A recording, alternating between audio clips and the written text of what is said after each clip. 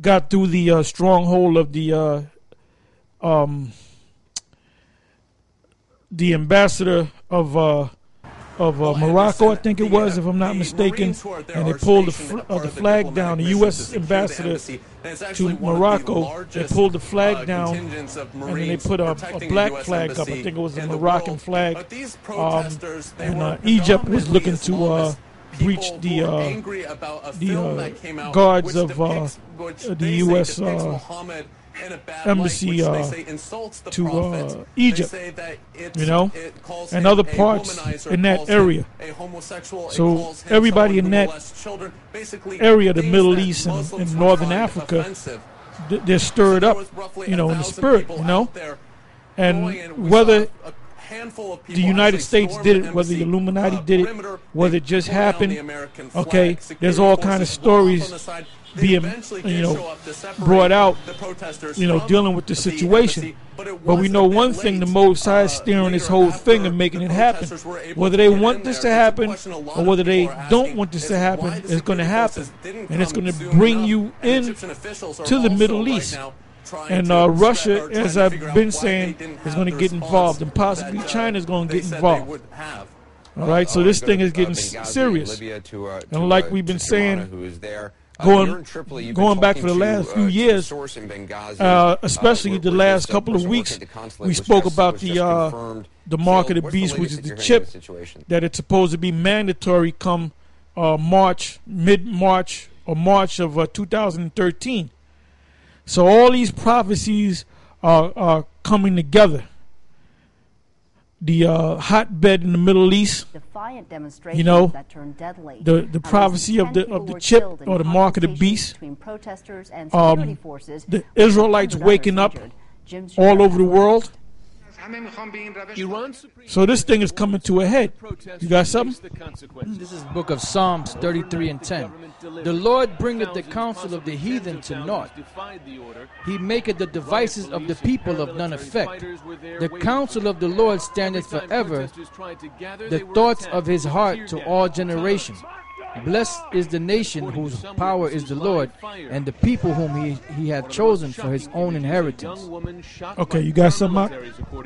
Yeah, this adds to what Elder Ramlov just read. This is Proverbs 21 and 1. It says, the king's heart is in the hand of the Lord. As the rivers of water, he turneth it whithersoever he will. That's it. Each side raised the stakes. The government proved it will use deadly force. Now, the scripture I just read here says the Lord bringeth the counsel of the heathen to naught. He maketh the devices of the people of none effect. Because like Elder Tar said, whether they want this thing to go on or not, it's still going to go on because it's the counsel of the Lord. That's why it says, the counsel of the Lord standeth forever, the thoughts of his heart to all generations. That's why the Lord said that he's not a man that he should lie. Why? Because anything that the Lord spoke is going to accomplish what he set it out to do. That's why he said, my thoughts are not your thoughts, either my ways or your ways. So the Lord said, if he spoke a word, he's going to make it come to pass. Why? Because he's bound by his word. So these things that you see happening around the world, although on a small scale, you have the so-called Illuminati, these international bankers that are stirring things up by paying these different sides to fight against each other. On a bigger scale, it's really the Most High behind, the Most High behind all that you see going on. Why? To fulfill his word. Because as you see, as the years and the days and the months and the years progress on, you notice that things get worse and worse. There's more uproars of people. There's stuff that's going on that you don't even hear about unless you listening to alternate news. That you won't see on the regular TV, on CNN, on Fox News, CNBC, and other stations like that. So there's things that you see happen there's things that are actually happening around the world that you don't see, but that's the Lord stirring these things up, And the main hotbed is where? Over there in the Middle East. That's why right now at the end of this thing, that's why all them Middle Eastern nations, them Arab nations, and them Hamite nations, and the Palestinians and the so-called Jews and rats and all them over there, the Syrians, they're all getting stirred up. They're Iranians, people from Turkey. They're all getting stirred up. Why? Because it's that time for the Lord to gather these nations together to bring forth what the scriptures call Armageddon. Okay, I'll go from there to Proverbs 3 and start from the 31st verse and read down. This is the book of Proverbs, chapter 3. See, we know that this society is going down because the Most High gave this information to us in the spirit through the scriptures. All right? Because what does it say in Amos, and you can get that as well, Elder Gabar, Amos, the 3rd chapter and 7th verse. And this scripture goes hand in hand with the scripture we're going to read now in Proverbs 3. Because you have Israelite groups out there that they'll tell you when you say that we're at the time of the end, they'll say, well, you really don't know that. Well, you are supposed to know what time. You're not supposed to know the exact day. You know, you got some guys out there teaching, and their attitude is, well, the Lord can come another 50 years from now. Well, that's a man that's void of understanding. He doesn't know what's going on. And you got a lot of these Israelite groups out there that are out there teaching because it's just something to do. Right. It's just something to do.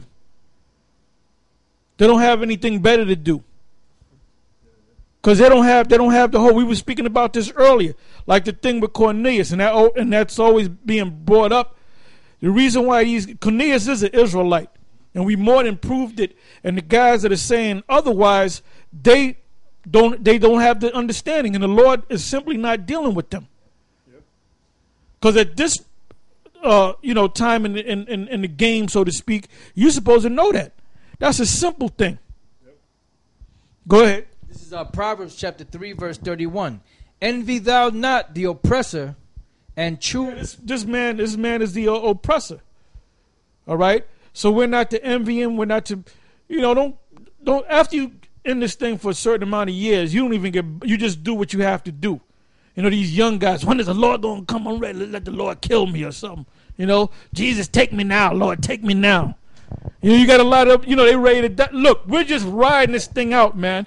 It's a bumpy ride, but we're riding the thing out. All right?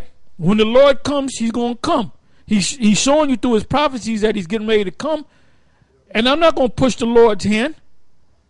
I'm not going to say, Lord, why you keep dragging your feet? Because the Lord is not dragging his feet. Yahweh Shem Yahushai is not dragging his feet. Go ahead. It says, envy thou not the oppressor. And the precept, it says, a man of violence. It says... that's Esau. And that's this so-called white man. Now, you got this clown named Yashawan, who's, along with Country, they didn't make a video in like 2 weeks, and they just put one up, and ain't nobody watching their videos. And the main reason why nobody watches them no more, because we're not even giving them no airplay no more, Because Yashawan is teaching that Esau can make it, that the wicked can make it. But this is for Yashawan. Give me Proverbs, I believe it's Proverbs 24 and 24. And then we're going to go back to Proverbs 3. Proverbs 24 and 24. It says, he that saith unto the wicked, thou art righteous, him shall the people curse. Nations shall abhor him.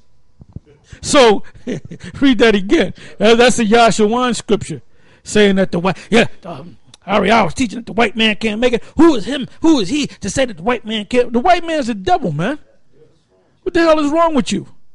That's why we're cursing you. We're putting curses. We talking shit about you, man. I call you the AIDS victim. All right?